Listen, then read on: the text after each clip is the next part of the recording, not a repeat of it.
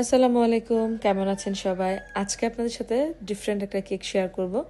তো কেকটা আমি প্রথমবার যখন বানিয়েছিলাম তখন কাটিংয়ের সেটআপটা আপনাদেরকে দেখাইনি, জাস্ট ডেকোরেশন ভিডিওটা দেখিয়েছিলাম। তো আপনারা অনেক বেশি পছন্দ করেছেন, তো ভাবলাম আজকে আপনাদের সাথে কাটিং পর্বটাও শেয়ার করা যাক। কিভাবে এটাকে কেটে আমরা শেপ দিয়েছি সেটাই আজকে আপনাদের সাথে শেয়ার করব। তো আমি প্রথমে 7 ইঞ্চি মোল্ডে একটা 1.5 পাউন্ডের কেক বেক করে নিয়েছি। তো 7 ইঞ্চি মোল্ডে যেমনটা বেক করে যেমনটা স্বাভাবিকভাবেই বেক করে নিয়েছি। এরপর হচ্ছে এক পাশ থেকে কেটে একটু লম্বাটে করে দিচ্ছি, কারণ স্কোয়ার শেপের মধ্যে মানে চারিদিকে সমান, ওটার মধ্যে এই শেপটা সুন্দর আসবে না, তাই শেপটা একটু লম্বাটো হলে দেখতে একটু ভালো দেখায়। এরপর আমি মার্কিং করে আমার দুই সাইডটা কেটে নিয়েছি, জাস্ট একটা রাউন্ড শেপ দিয়েছি। এটাই দেখেন কত সুন্দরভাবে ডিজাইনটা চলে এসেছে, তাই না? একদম ঝামেলা ছাড়াই শেপটা চলে এসেছে। তো একটা সময় কেকটা অনেক বেশি ভাইরাল এবং ট্রেন্ডি ছিল, এটার মধ্যে আমরা অনেক রকমের ডিজাইন দেখেছি।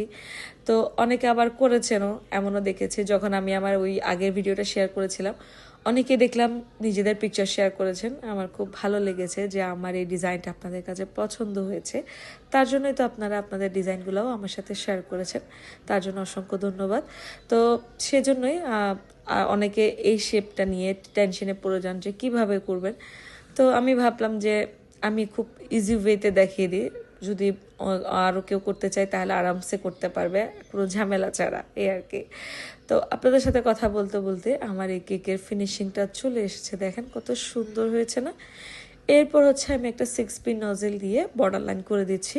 তো আমার কাস্টমারের কালার কম্বিনেশন ছিল পিঙ্ক অ্যান্ড স্কাইয়ের মধ্যে রাখতে, তো আমিও ওভাবে রেখেছি সিম্পলের মধ্যে। এরপর হচ্ছে সেলসার পিকচারটা অ্যাড করে দিলাম, তারপর হচ্ছে কিছু ফন্ডেন্টের টপার দিলাম অ্যান্ড কিছু বাটারফ্লাই অ্যাড করে দিলাম। সিম্পলের মধ্যে অনেক সুন্দর ছিল কেকটা। এরপর কিছু সুগার বল অ্যাড করে দিব, উপরে সাইডে সব দিক দিয়ে কিছু সুগার বল অ্যাড করে দিব।